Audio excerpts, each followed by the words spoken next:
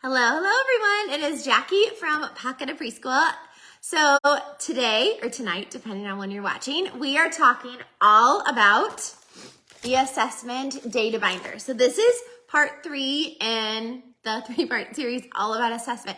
So the first video or the first part, we talked all about assessments, how to do them, all the things. And then the second part was all about student portfolios, all the things about those. And then tonight we were talking all about the data binder. I know I mentioned it a little bit in the first video, but if you haven't watched those first two, go back and watch them after tonight or after you watch this, or go back, watch those, and then come back and watch this one so you can watch them in order. So again, tonight we are talking all about the data binder. So again, what is a data binder? I'm sure you're wondering. So the data binder, and you can tell I have a bunch of them. So I've done one every year that I've ever taught. So starting my first year, I made one, and I've used one ever since. I'm not teaching this year, but I've used one ever since. And it's like, it literally comes with me everywhere. I use it for lesson planning. I use it for progress monitoring. I use it for data, all of it. So we're just gonna kind of go through all of it. So my data binder is broken into three sections, right? So I have the front, and I'm gonna show you like a mock one, but this is my individual student at a glance. So these are all of the skills.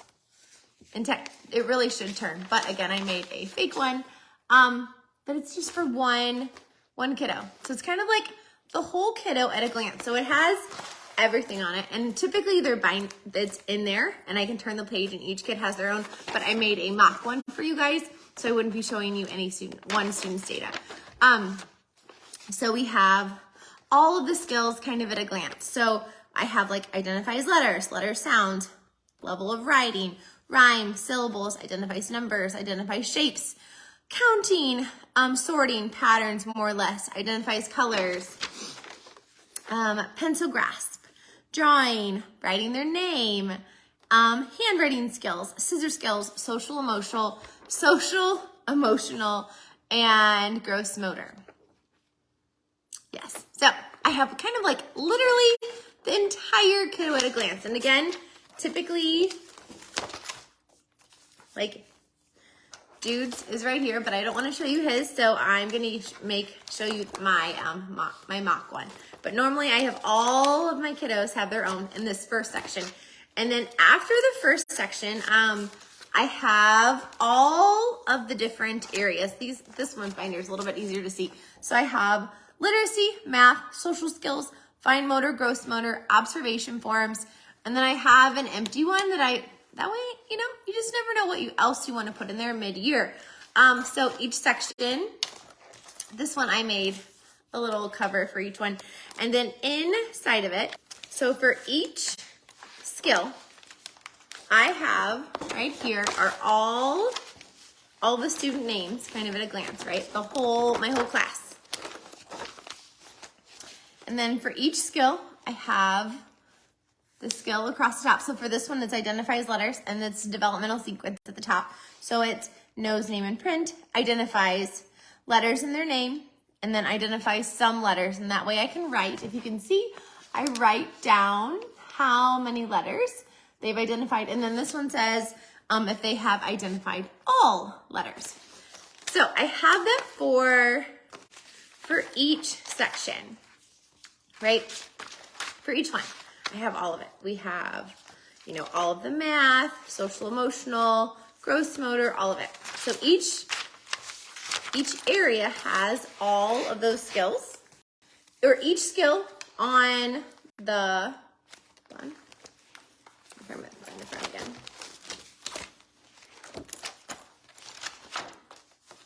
So each one of these skills, I have an entire class data page on it. That way, I will know, I will be able to track where students are. So this is what they look like if they're not in my binder. So as you can see, I type the names in right here, and then I have the developmental sequence across the top. And I do that for all of the skills. These I just have extra Okay, so for every skill, I have a class data page, and then I have the student pages at a glance at the front. Okay, so that is my data binder. Now I'm sure you're wondering why I have colors. So my colors are color coordinated. So typically I do, and I know a lot of you guys are required to do assessments and progress monitoring. So we always do assessments in like during that back to school time so we can get a baseline of where all students are at. Because if we don't know where students are at, we are not able to develop and create lesson plans and activities at their individual or group level. So there are a couple different levels. So we have their student's ability level, right? What they can do independently without support, without help. And then we have their instructional level, which that's that sweet spot that we plan activities for, whether it be whole group, a small group, or an individual activity with a kiddo, because it's a little bit tricky for them, but with our support, they can do that skill. So eventually that instructional level will then become their ability level, and then their instructional level will go up. So again, their instructional level is that sweet spot where it's a little bit hard for them, so they wouldn't be able to do it independently, but they will be able to do it with us, with an adult or a teacher support. So, and that's where the learning, that's like the magic part where like the learning, that's where the learning occurs, right? And we do assessments because we need to know where students are at, again, to plan our instruction. We need to plan targeted instruction. Otherwise, if we plan something that's too hard, they're going to be frustrated. They're not going to be happy. It's going to hurt their confidence. They're not going to like the skill or the activity they're doing, right? So that can hurt the child if we do something that is too hard for them, that even if we think that they're able to do it with our help, if that's too hard and they can't even do it with our help, they're going to max out. They're going to be frustrated. We're going to be frustrated, and it's not helpful for anyone, right? So we need to know where their targeted level for instruction is, okay? And then we also need to have assessments and know where all of our students are so we can adjust our pacing throughout the year. So let's say I have assessed counting and all of my students are counting, they're rote counting to 20 independently without help. Well, that's a skill everybody has. So now maybe that's a skill that this group has gotten earlier than normal. I can move on and work on a different skill because everybody has that. So we don't need to work on that anymore. We do need to kind of, practice it every once in a while so that way we don't lose that skill, but we can move on, right? So that rote counting for that year, we can do higher and I can pace faster. Maybe this year they're having, or maybe another year they're having a really hard time with a certain skill. So I need to slow down my instruction and I need to really do some more individualized instruction and small group instruction on a certain skill because this year for some reason, whether it's my teaching, because that could happen, right? Maybe I need to look at how I'm teaching a certain skill and the instructional strategies I'm using, I need to adjust my teaching to meet the needs of those students that year because no one's getting it or the small group of students aren't getting it. So I need to look at my teaching, see what I can do different to meet the needs of those kiddos, okay? So there's so many reasons why we do assessments. And we also need to do process, like monitor their process monitoring all year long. Because you don't just do assessments once. You got to just keep going to make sure because sometimes a student gets a new skill and we need to make sure we know that and we write it down so that way when we're planning our small groups and our lesson plans, we can adjust our instruction in small groups. So that's all the fun, like teacher jargon, right? Of like why we're doing assessments. So now let's jump back into the data binder. So if you're wondering why everything is color coded. So at the beginning of the year, we want to get the baseline, right? We want to see where every student is on each level. And I use colored pens so that way I can tell where, when I did that assessment. So, and I always write it in the front of my assessment. This one, it's on a Post-it note. So you can see in this book, because, I forget because I'm a human. And pink, if I see something is in pink, that is a skill assessment I did in August, September. Orange is October, November, December. Green is January, February, and then March and April is blue. And then I did end up doing, if there's any purple in here, that was May. So I have these 4 colors, so that way I know when a student got a skill.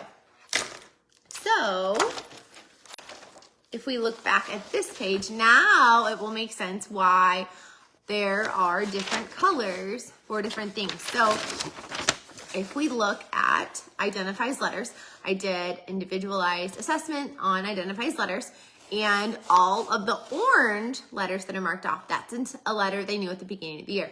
And then as you can see, it's getting more and more filled in, right? Let me show you an example for math, right? So at the beginning of the year, they could rote count to 11 and could count with 1-to-1 correspondence to 7. And then the next time I did it, they could rote count to 13, had 1-to-1 correspondence to 10. And you can see each time they grew, right?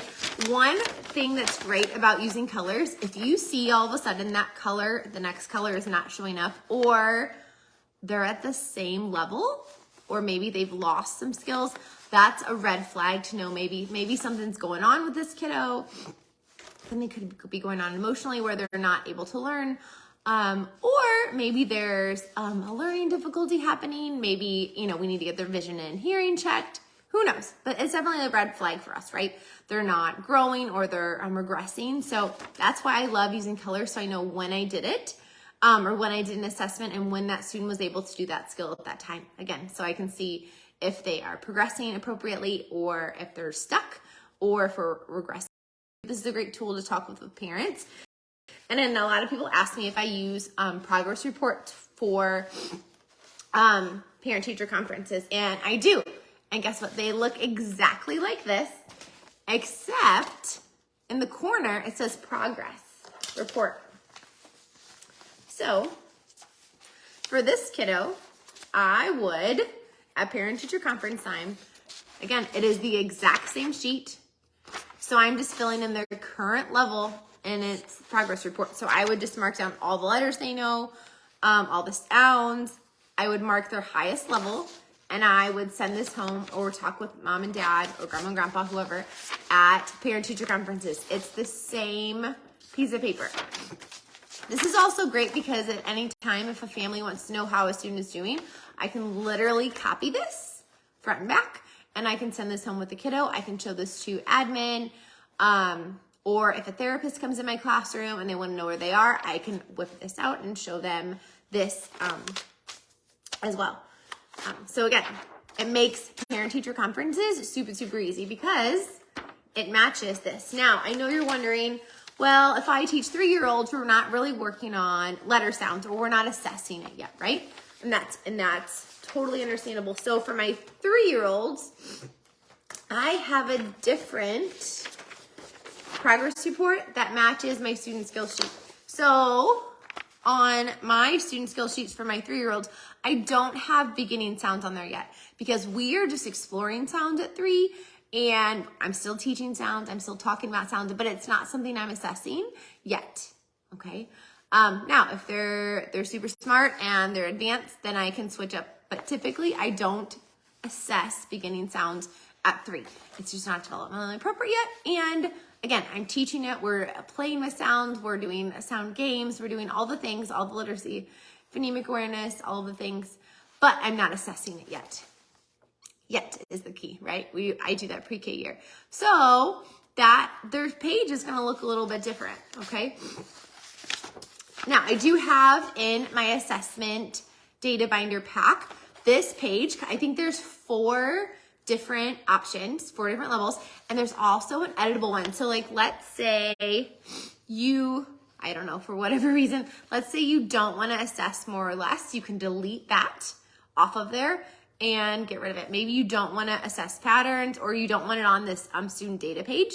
You can delete that. So you can kind of make it your own or make it fit your school and their standards as well, okay?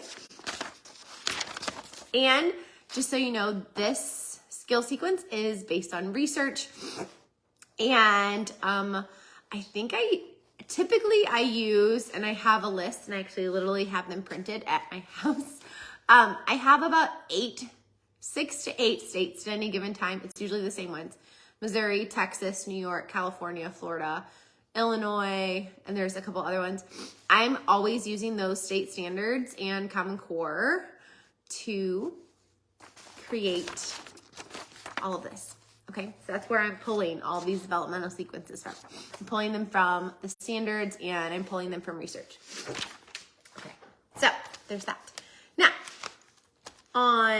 so how do I get the assessments from the class page in here? And then when do I get all the things and put the data in here? That's probably what you're wondering next, right? Like, when do I take the data?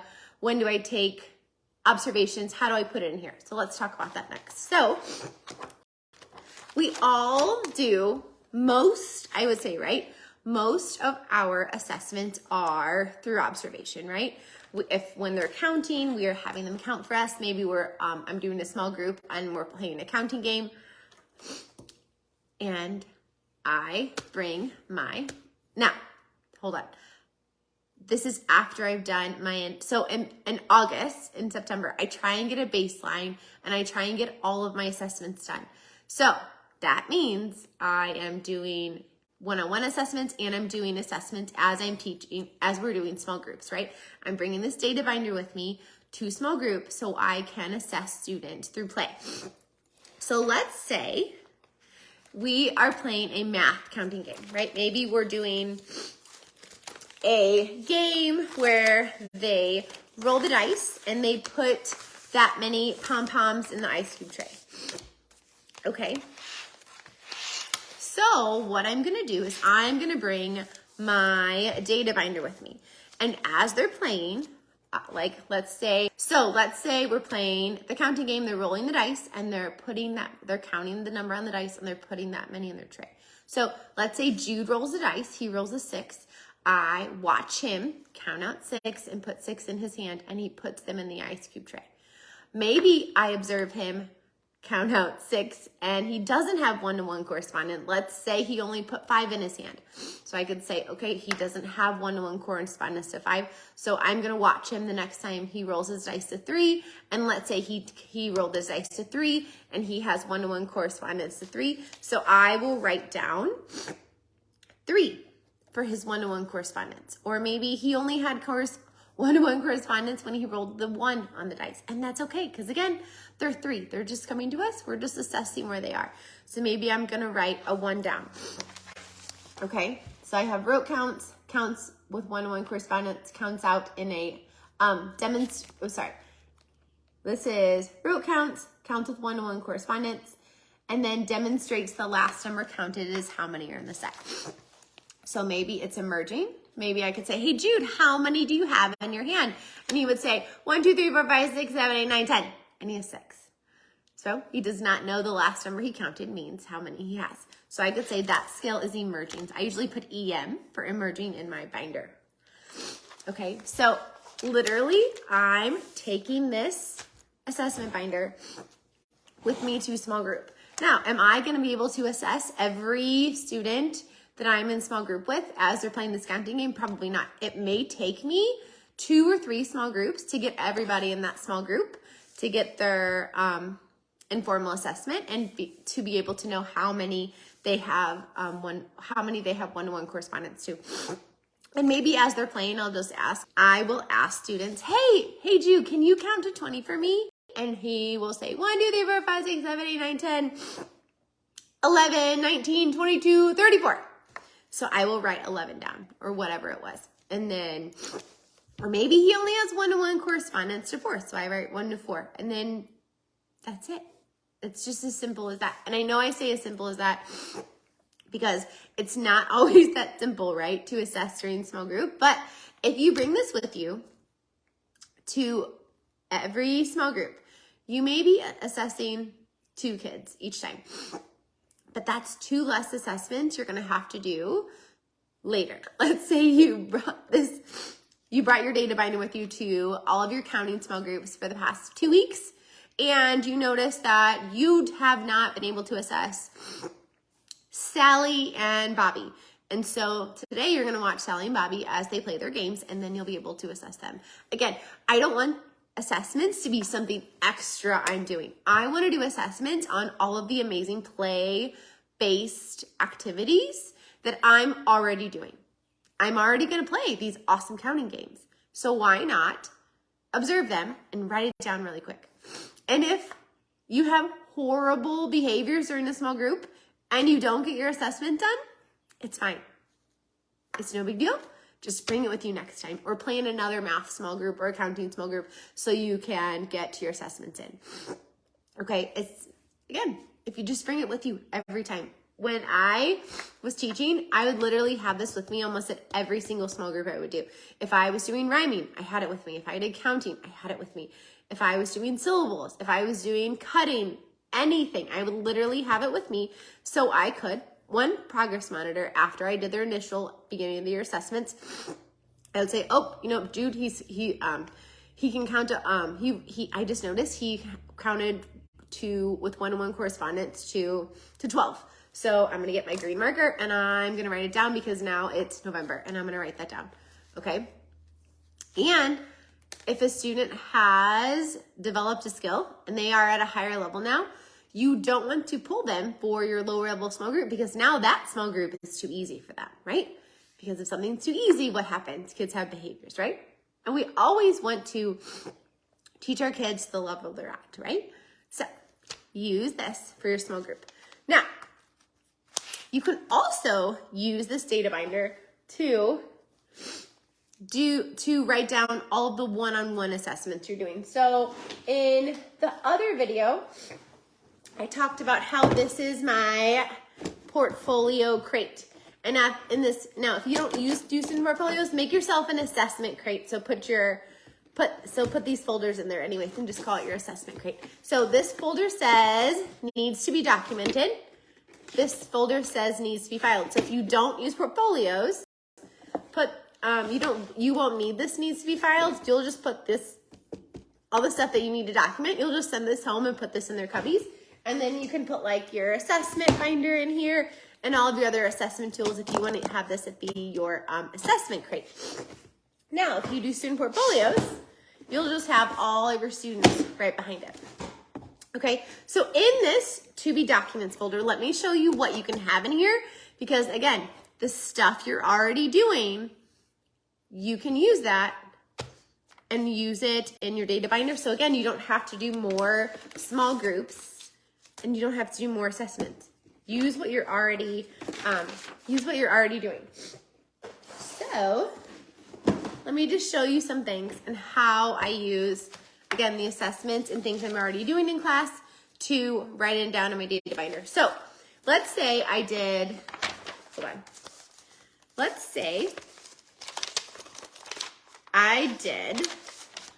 we just did all of our August self-portraits. Now, when I do these self-portraits, I do not help students because again, I want to see what their individual, independent, and I don't want to know their instructional level. I want to know their ability level without help. So where they're at, right? So we just did self-portraits. I can get 2 different assessments out of this. I can get their drawing and I can get their name writing. So what I would do is I would turn to fine motor. And if you do see students' names in here, I do have permission to share. I just covered up too. So I have Wright's names. So I can say this little friend, look at that mock writing. So, or scribbling was really, it's kind of in that mock writing / scribbling. You can't tell if it's a letter, but it kind of looks like a letter, but it's maybe it's not, right? So I would put down that this little friend, he's still kind of scribbling his name. Okay, maybe, and then maybe you also have sign-in sheets. So we're already doing sign-in sheets. So keep sign-in sheets for a week. Get the child's best one and then write down where they are. So you have their self-portraits and you kept their sign-in sheets for that month. So you can say Austin or whoever. He's also because also on my sign-in sheets, some of my students are tracing, or maybe they're copying. So you could write down, he's scribbling, but he's also, maybe now he's moved on and he's able to trace it. Or this is a different friend and now they're tracing it again. If you're already doing sign-in sheets, keep these and use them for your assessment book. Now, going back to the self-portrait, you can also use that drawing, because I have a self-portrait assessment. So I'm writing down, is he scribbling or are we doing simple shapes? So this little friend, he's doing simple shapes. So I would put that there. And then I have figures with details. Then I have notes. And then in mine, I also put too what their little person looks like. Like, is it a potato man? Is it, because sometimes they're doing a potato man, but they have like hair and hands and feet on their potato man. So I usually put if they're doing a potato man or if they have moved on to the belly person, right? The typical person. So again, do your assessment notebook in a way that makes sense to you, because you're the one using this to guide your instruction. Okay, so we did self-portraits. These are my favorite. Again, these are in my assessment pack. And then what do? You either put them in the to be filed or you send them home in their cubbies. Now, if you've already assessed their assessments for their name, and guess what? Take this, cut out their favorite one, put it in the to be filed, and then you can glue that into their name sample in their portfolio. Okay, I'm gonna show you a couple more examples. So again, things we're already doing. So, grab my little thing. So,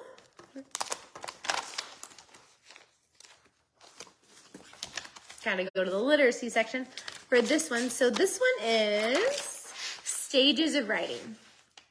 Okay, there we go. So maybe you have a whole bunch of shopping lists. And again, maybe everyone didn't do them, but maybe you have like 5 or 6 that students did during traumatic play. So you're gonna take these 5 shopping lists and you're gonna write down what stage of writing they're on. This friend, it has 1 letter. So are they doing scribbling mock writing? Are they scribbling with letters? Are they writing strings of letters? Actually, take it back. This friend is kind of doing the scribbling mock writing, or is that a person? So that's probably the scribble mock writing. So I would put an X right there for them. And then again, if you don't do portfolios, send these home. If you do portfolios, keep this for their writing sample and put it in the to be filed. If you do writing journals in your classroom, which these are different than fine motor journals, these are actually students writing. You have a whole bunch of those. Keep these. I love 3-year-old journals. They're my favorite. Keep these. I usually keep 1 a month, and then I keep those for their portfolio, or before you send them home at the end of the week, end of the month, whatever you do in your classroom, take them, go through each one, say, okay, this little friend, he's scribbling. So, he's already marked. Oops, let me see, move this a little bit. He's already marked down that he's scribbling, so I don't have to remark him. Or maybe you look at the next one and say, we are starting to do beginning sound, so I'm going to put emerging on initial sound represents the whole word. So I'm going to put emerging there. Okay, again, we're already doing journals. Take the journals, take 10 minutes and look at them, put it in your data binder so you can make your instruction and your small groups to meet the needs of your kiddos. Okay, and again, file it and put so you can put it in their portfolios, or send it home if you don't do portfolios. Okay, maybe you did a bunch of Christmas wish lists and they cut this out. Turn to the cutting section, and maybe you have a note at the bottom and put they held their right hand, their left hand, but you can say, are they able to cut out, maybe, you know how in catalogs, a lot of them have circles around them or squares, or especially a lot of the food ads. That's great because you can tell if they cut out a square or a circle, so you can use that. Again, right? You're already doing this. Just take 5 minutes, look at it, assess, see where they are, and write it down. Now, if you're doing this as progress monitoring after you have that baseline, every student is not going to develop after every single small group. That's okay. It'll be really, really quick to do. Maybe you did an assessment on I can draw shapes. maybe you read Color Farm and they drew the shapes as they came up in the book. So turn to Fine Motor. I think we're in Fine Motor. Oop, where's that? And I have draws shapes. So write down where they are. Are they scribbling, tracing, copying, or are they able to draw independently? Okay? Again, if you're already doing it, write it down. Or maybe that's your formal assessment. Maybe that's your assessment that you're doing once a quarter. Okay, maybe you did a sorting assessment. This is one I do once a quarter. I'm going to turn to math. And at the corner, this is in my assessment book, I have a little code for me. I love using these sticker shapes because it gives something hands-on for the students to sort. And then at the end, they stick them on, or if you have paper shapes, they can glue them on where they were. Okay, so I would turn to sorting. Where are we? It's in here. I know it is. There it is. I found it. Okay, and I would write down, okay, this friend sorted by color and shape because I have it in my code in the top. And I would say, oh, we already did that, or oh, they moved on, and mark it down. Because again, maybe it's my quarterly assessment. Maybe it's just something fun I'm doing. Do the same thing for any quarterly assessment. So if you did the cutting lines, maybe you did one-on-one with students and you you did the identifying shapes. Maybe you did one-on-one with them and they identified letters for you or sounds. Or maybe you did cutting shapes. Again, take this, put it in your binder, and go. Now on the identifies letters and identifies shapes, identifies numbers, those I also come over here and I put that on their individual student page at a glance. So that way I know what letters students are able, what letters students know. Now, if you see a letter scribbled out, like this little friend underneath me has a letter scribbled out, that means they identified it the one time and then the next time I assessed it, they didn't know that letter. And that's okay.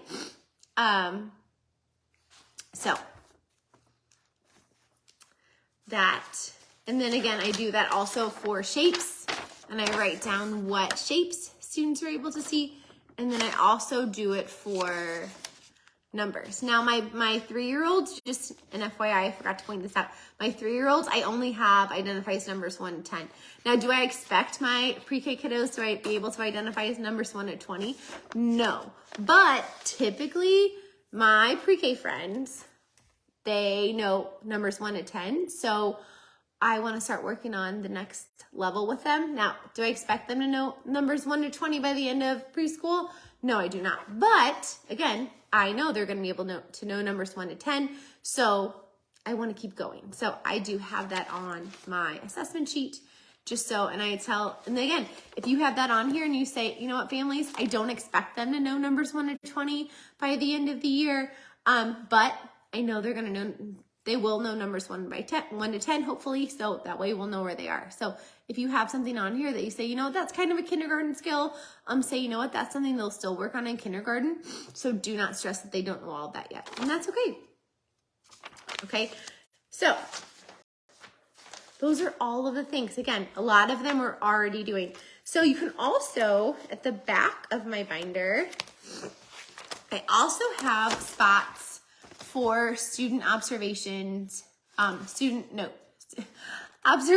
notes that I make. So let's say they're doing centers and they're in dramatic play, and I noticed Jose, he sorted the vegetables at the grocery store by color. And I know he didn't have that skill before, so I'm going to say Jose sorted the shapes at the grocery store by color. I'm going to write the date. And then once this is full, I take this information and I put it in the class pages. And then at the end of every quarter, so when I switch to a new ink color, that is when I also, like, let's say I have all of my, let's say it's a new quarter, right?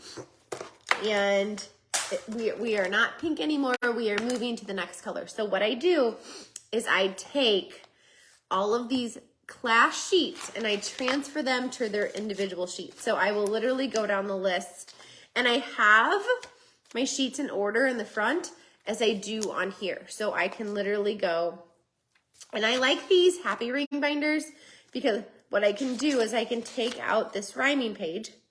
These are the happy planner rings, because what you can do is, so I can pull this out and then I can go through, right? I have this out and then I can go through this one and I can write down rhymes. She's still emerging.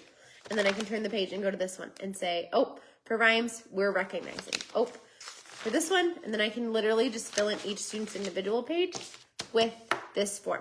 So every time I switch colors in my data binder, I'm gonna put this back in before I forget, I take the information that's on the class sheets and I put them on all the individual sheets. I will say, oh, I found it. That is the most time-consuming part of the data binder, is taking the class data pages and putting it on the individual ones. Now, you don't have to do the individual ones. I just like using these so I can see a student at a glance. If you don't want to do this and you want to just do this for, let's say, parent-teacher conferences and fall or spring and fall parent-teacher conferences, that's totally fine, because all you're going to do is your binder's going to start here with literacy, and it's still going to make, where's that? When you do progress reports, all you're going to have to do is pull out those individual letters, numbers, and pages, and then you can mark that.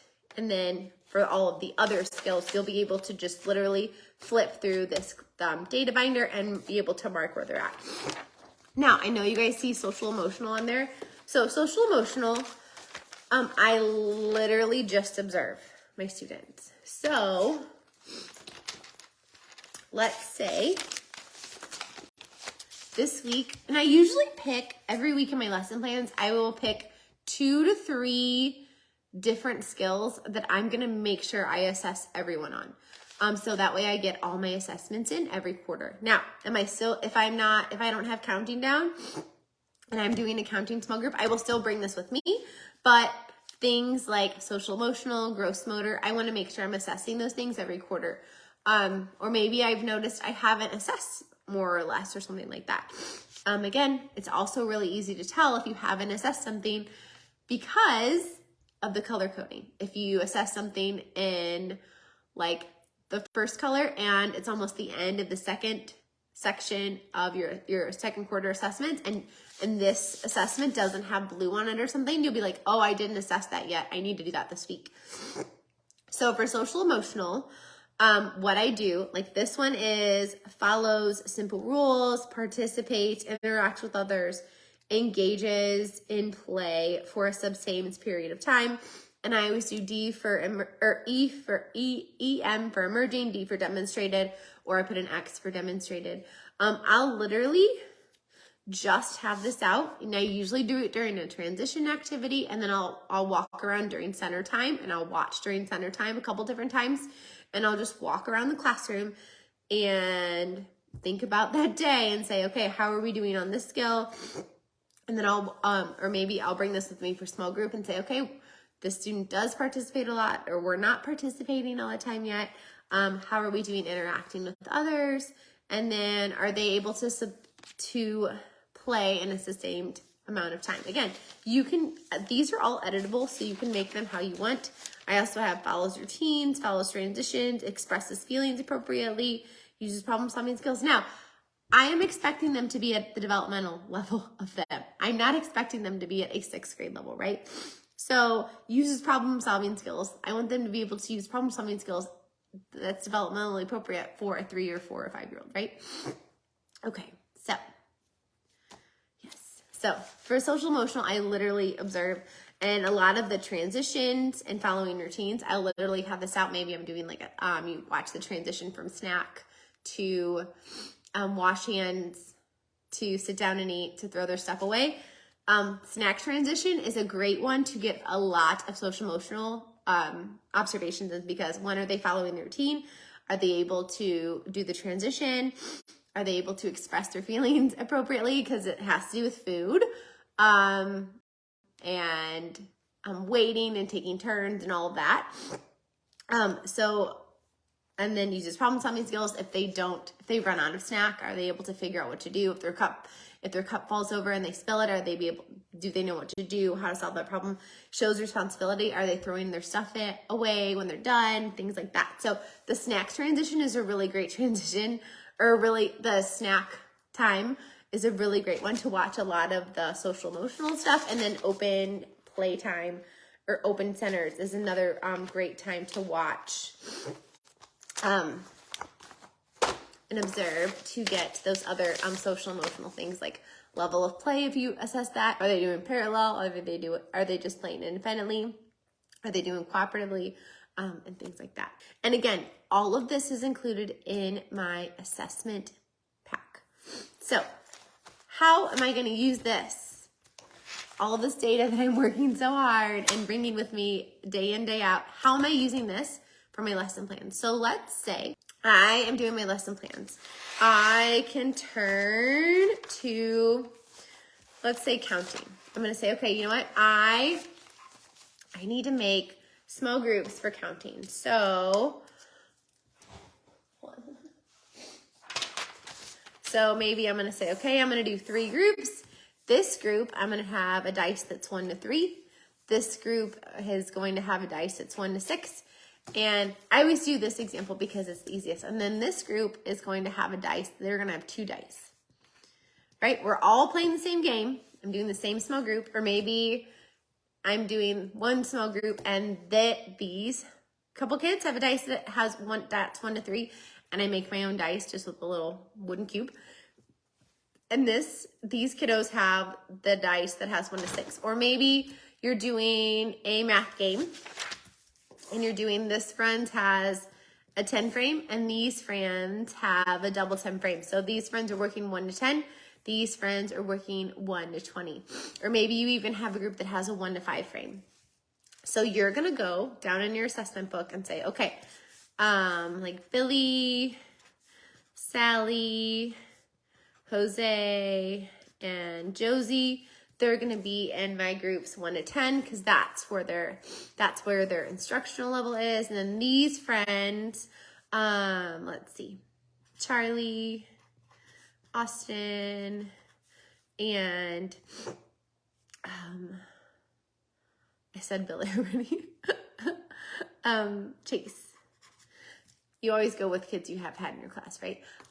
These group of kids, and again, if you have 18 kiddos, you're going to have this group be different. Now, you're going to use these groups to plan which kiddos are playing with the game board that's 1 to 10, and then these groups are going to play with the game board that's 1 to 20, because you're going to be there. So that's maybe their instructional level. So that's how you're going to use this to make your centers. Now, when a lot of times when I was teaching, again, I'm not teaching this year, but this is haven't been teaching for a couple years. But what I would do was I would make my small groups, the ones that I would use all the time, like letters, beginning sounds, counting, shapes, sorting, patterns. I literally made a 1-page sheet every quarter, and I would say the different levels. Like I would break it into 3 groups for counting. I would break it into 3 groups for letters. This group knew letters in their name or no letters, or I would do, this group knows no letters, this group knows letters in their name, this group knows most of the uppercase, this group is working on lowercase. And then maybe another group knows, almost all of them, of uppercase and lowercase. Okay, so you figure out where your students are at. Maybe you don't have a group of students that doesn't know any letters, so you won't have that group. Okay, and maybe you teach kindergarten, so that it's gonna look a little bit different. But I would literally make a front and back page of my groups based on this. And if they moved, I would literally just take a Sharpie, cross them out, and move them over. Because I would use this for small group. If I wasn't there, I could leave this in my subplans. It would be great because I would literally not have to plan out the people in my small groups based on my small groups, because a lot of the things we do, it's the same, a lot of the same skills over and over for a small group, right? We're doing counting, we're doing letters, we're doing patterns, we're doing shapes, we're doing rhyming, we're doing syllables, we're doing, all of those skills, right? So just make a 2-pager if you want, if that makes it easier. If you want to literally every time in your lesson plans, put a little chart and put the groups, that works too. Again, do what works for you, do what makes your heart happy. Because again, you're the one doing it, it's your classroom. Do it for you because you're the one in charge of you. And we all know we're all stressed. So don't do what works for me, do what works for you. So I also use my assessment data binder to fill in rubrics. So since so much of our learning in early childhood is through play, I use rubrics and photographs of play to show families that we learn through play in preschool. So let's say we are playing this counting game. This is a freebie on my blog and I'll put the link at the bottom in a minute, but literally it's students playing cover up. So they roll the dice, they count out that many, and they put that many on their board, right? So we're learning through play, but families aren't going to know that. So what I do is, if I want to share that with families, whether I put it in a student portfolio or I want to send this home or I can share it at parent-teacher conferences. So what I do in my assessment binder, my assessment binder unit, I have a whole bunch of rubrics because again, we learn through play. So what I do is I take that rubric, this one is math, I print out the photo. This is a photo that's printed 4 to a page. So what you do is you go to your photo album on your computer, select the photos you want to print and click 4 to a page and it will print this perfect size. You can also do like 6 to a page or 8 to a page, but any of them work. And then glue it to the bottom of the rubric. So if I have my math rubric, what I would do is I would open to my math section. I would find whatever friend that I want to make the rubric on. I would literally write their highest level of skill.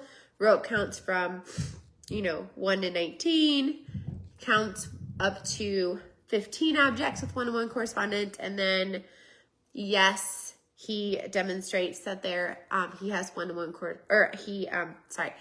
yes, he demonstrates that he knows the last number is how many are in the set. So I would put yes to that. So I would do that for all my rubrics, print it out and write the actual skills on the page, because again, this shows families that we learn through play, because again, this is a game you're already doing. You already have all of this assessment data. So write it down on a rubric, print it out with a picture of students playing, and you're ready to go. Now, I also have more rubrics that you can use. Let me show you what those are. I marked them for you. So I also have one that's social emotional. So you could do a picture of them playing in centers, playing in blocks, whatever to fit that. I also have one for rhyming and syllables. So you could glue a photo on there. I also have one for gross and fine motor. Okay, so you can glue them on there. You can glue them on the back. There's multiple for you to pick from. You can tell I have lots of rubrics in the assessment pack for you guys. So use your assessment data binder. Where did it go? Oh, here it is. Use your assessment data binder to fill in rubrics, add the photo to show that we learn through play and how important play is. And if you know of a way to do groups that works better for you, please let us know in your in the comments so we can learn from you too. So that's how I use my assessment binder.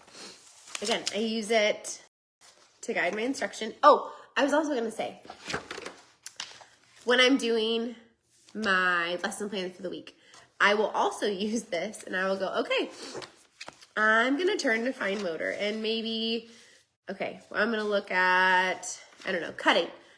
Maybe nobody's moved and I'm going to notice that. Or I'm going to turn to I don't know.